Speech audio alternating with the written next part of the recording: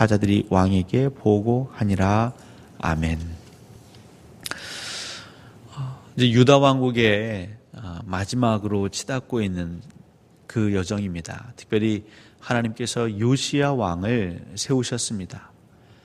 이 요시야 왕이 8살에 즉위했지요. 8살짜리 왕이 무엇을 할 수 있었을까요? 분명한 건 그의 어머니 주변의 신하들이 요시야 왕을 잘 도왔음은 분명한 사실일 것입니다. 저희가 어제 므낫세 왕 얘기를 했죠. 므낫세 왕, 악해도 이런 악한 왕이 없습니다. 아모리 족속보다 더 큰 우상 숭배 죄악을 범했는데 그 기간이 무려 55년입니다. 물론 그 이후에 아몬이라는 자가 왕이 되었지만 그는 그렇게 길게 통치하지 않았습니다. 여러분, 55년 동안 고통받는 사람들, 괴로워하는 사람들, 하나님의 정의와 공의가 온데간데 없어서 너무나 허망한 가운데 그 세월을 지켜낸 사람들, 하지만 분명 그 가운데에는 기도한 이들이 있었겠죠. 하나님, 이 이스라엘, 특별히 유다 민족을 기억해 주십시오. 저 북이스라엘은 벌써 아수르의 손에 넘어갔습니다. 이 남유다만큼은 그렇게 되면 안 되겠습니다. 더 절실히 기도하는 사람들이 있었을 것입니다. 하나둘 포기하지만 그래도 남아있는 기도의 용사들이 있었을 것입니다. 여러분, 그 기도는 땅에 떨어지지 않았습니다. 그리고 요시야 왕의 등극을 이루어낸 것이죠. 요시야 왕에 대한 평가는 굉장히 주목할 만합니다. 여호와 보시기에 정직히 행하였고, 여기까지 인정받은 유다 왕들은 몇몇 있지요. 물론 북이스라엘 왕들은 이 근처에도 못 갔습니다.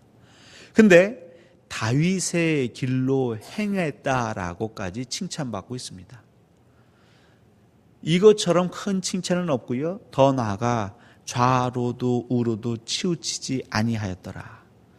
항상 그 마음의 중심이 하나님께 여호와 보시기에 합한 자의 삶을 살아간 것이 요시야이죠. 그런데 이 믿음의 사람들, 그 마음의 믿음을 지키고 중심을 지켰던 사람들 곁에서는요, 변화가 일어납니다. 하나님의 사람들, 성령의 사람들, 말씀 충만한 사람들, 기도의 사람들 주변에는 변화가 일어납니다. 그러니까 어떻게 보면 우리 주변에 변화가 일어나지 않는다라고 한다면 다른 누군가가 아니라 우리의 신앙, 나의 신앙을 계속 점검할 필요가 있는 것이죠. 어떤 변화가 있었냐면요, 그 요시야 왕이 다스리는 그때에 이제 요시야 왕이 어느 정도 나이가 들었습니다. 어렸을 때는 알게 모르게 주변인들의 도움을 받아가지만 그렇게 그 마음이 좌로도 우로도 치우치지 않도록 하나님 안에서 성장했습니다. 그 요시야 왕의 성장은 더불어서 그 왕권의 성장이고 왕권의 안정화입니다. 하나님께서 그 나라를 평강 가운데 지키시는 어느 날 그 요시야 마음 가운데에 눈에 들어온 게 하나 있었는데 그건 뭐냐면 성전이 눈에 들어왔습니다. 여호와 하나님의 궤를 모셔놓은 성전, 솔로몬이 그렇게 7년 동안 아름답게 짓고 많은 이들이 함께 찬양했던 그 성전, 하지만 그 이후에 어느 누구 하나 성전을 돌보는 이가 없었죠. 그 안에 있는 금은 폐물들은 보여줄 생각을 하지만 성전의 모퉁이 돌이 떨어져 나가고 성전 문짝이 낡아지고 회파돼도 어느 누구 하나 신경 쓰지 않습니다. 특별히 왕은 더더욱이나 그 성전에 대해서 신경 써야 하는데 무관심합니다. 그런데 요시야 왕에게는 그게 보이죠. 단순히 건물이 아니라 다윗에게 주셨던 마음, 솔로몬에게 주셨던 마음, 나는 이렇게 좋은 왕궁에 거하는데 우리 하나님이 저 천막에 있는 것이 말이 되느냐. 하나님의 임재, 물론 하나님이 건물에 계실 수는 없지만 또 하나님의 집이라 불리는 성전이 자꾸 마음에 걸리는 것이죠. 그리고 봤더니요, 너무 관리가 안 돼 있습니다. 오늘 보시면 성전문에 들어가면서 은을 냈다고 합니다.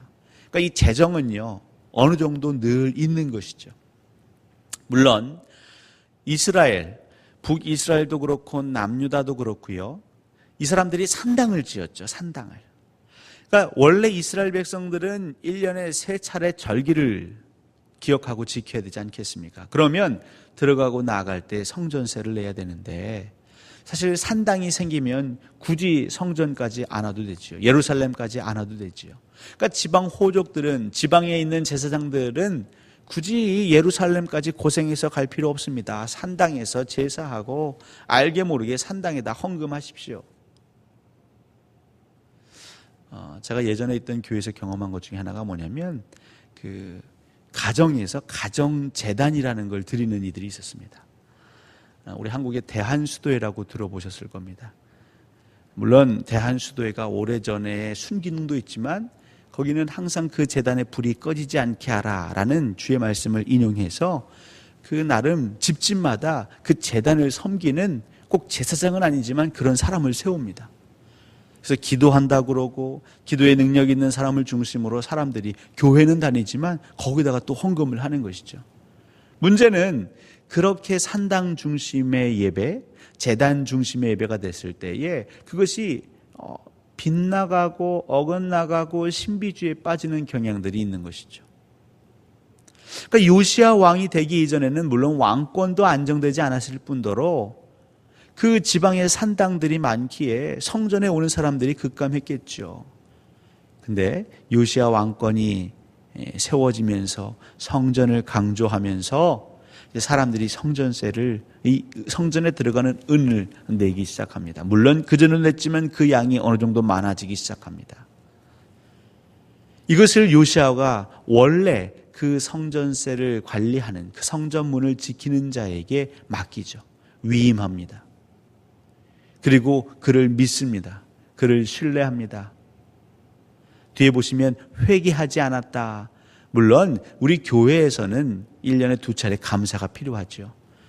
아마 이것은 그 당시에 그 길을 살려주고 더 큰 책임감을 맡겨주면서 나는 당신을 믿습니다. 그러니 당신의 소임을 행하십시오. 하나님 보는 앞에서, 하나님 앞에서 이 사명을 행하십시오.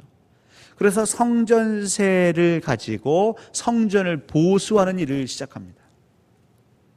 원래 성전의 그 은은 성전 보수하는 데에 사용하게 되어 있었는데 이것을 요시야가 제대로 집행하고 있는 것이죠. 흔히 말하는 비정상의 정상화를 시작한 것이죠. 그런데 여러분, 이게 어떻게 되었습니까? 그러다 보니까 성전에서 그동안에는 허수아비처럼 서 있던 사람들, 그냥 말로만 성전문을 지키는 자고 성전세를 관리하는 자라고 성전을 보수하는 자라고, 그런데 일할 수가 없습니다. 일하게 해주지도 않고 재정을 지원해 주지도 않습니다.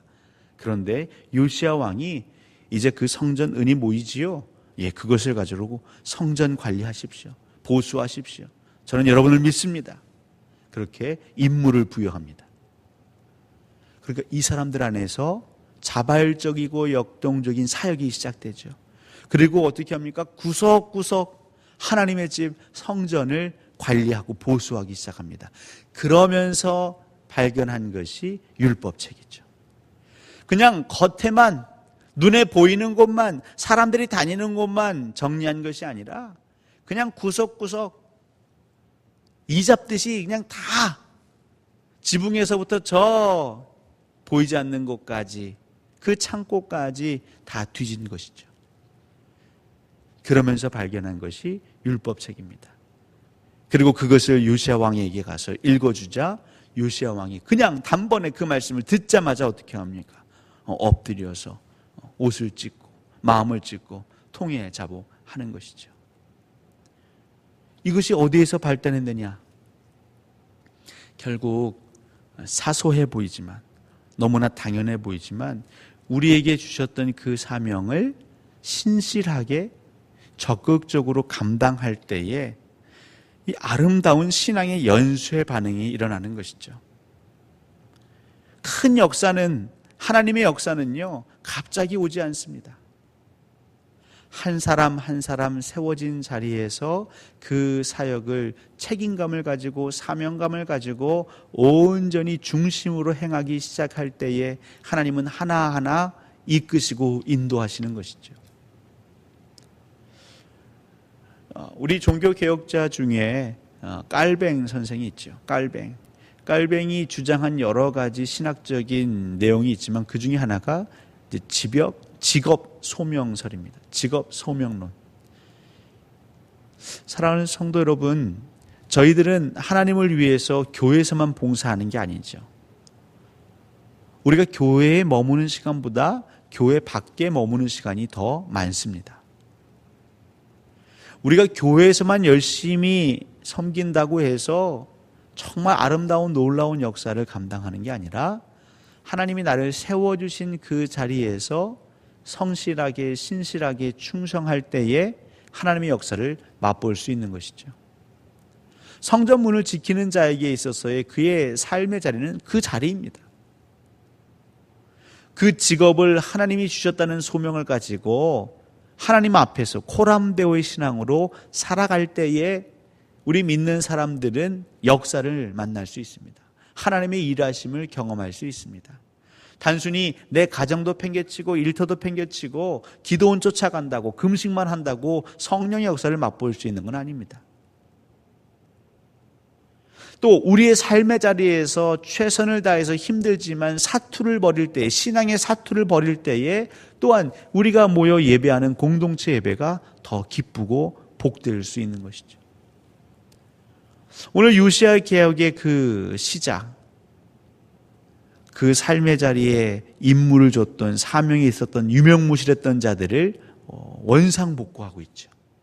그들이 일하도록, 그들의 삶의 자리에서 다시 두 발로 뛰도록, 땀 흘릴 수 있도록 그렇게 활력을 불어넣어 주고 있습니다.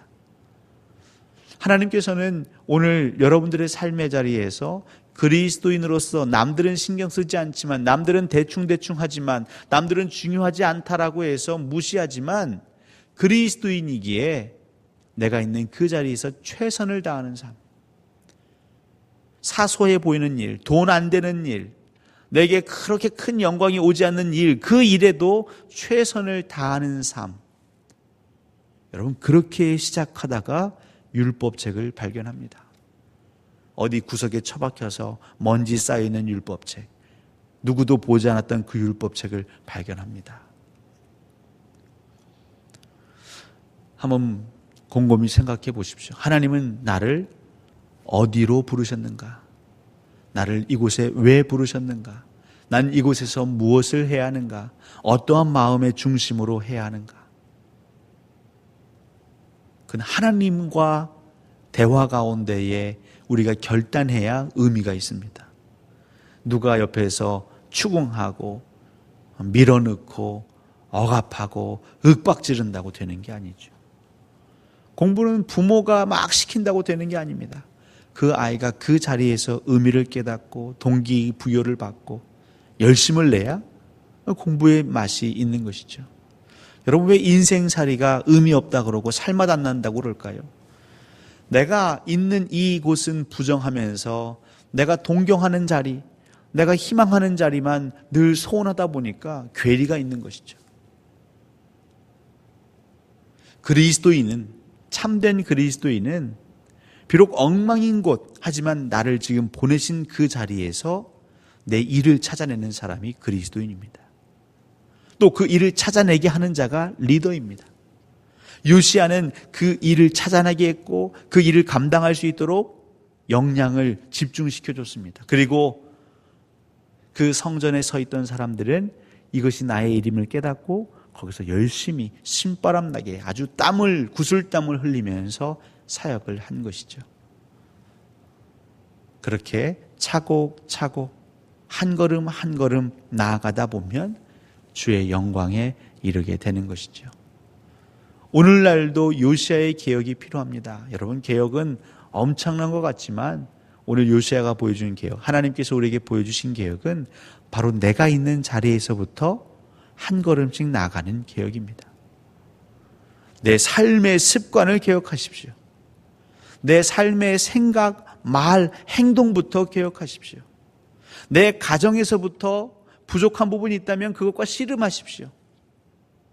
교회에서라면 여러분이 맡고 있는 사역 부서, 내 봉사의 자리에서부터 하나하나 조금씩 남들이 보지 않는 부분을 보시고 내가 여기서 무엇을 해야 할 것인가 그렇게 고민하는 그 모습, 여러분, 그 모습이 귀한 것입니다. 그리고 거기서부터 하나님의 성전은 회복이 되는 것이고 여호와의 영광은 가득해질 수 있는 것입니다. 너무 거창한 것 아니요, 우리에게 부여된 아주 소소한 일상, 그 하루하루가 쌓여 거룩한 역사가 되는 것이죠. 오늘도 하나님은 여러분을 사명자로 부르셨습니다. 이제 우리는 물어야겠죠. 하나님, 그럼 제가 어디서 이 사명을 감당할까요? 어떻게 감당할까요? 깨닫게 해주시고 보게 해주시고 저를 인도해 주십시오. 여러분의 삶의 자리가 요시야의 개혁이 있는 자리, 여호와 하나님으로부터 칭찬받으시는 자리, 여호와 보시기에 정직히 행하고 다윗의 길을 따라가고 그 마음에 그 중심에 그 좌우 흔들리지 아니하는 삶이라 칭찬받으시기를 우리 주 예수 그리스도 이름으로 간절히 축원합니다.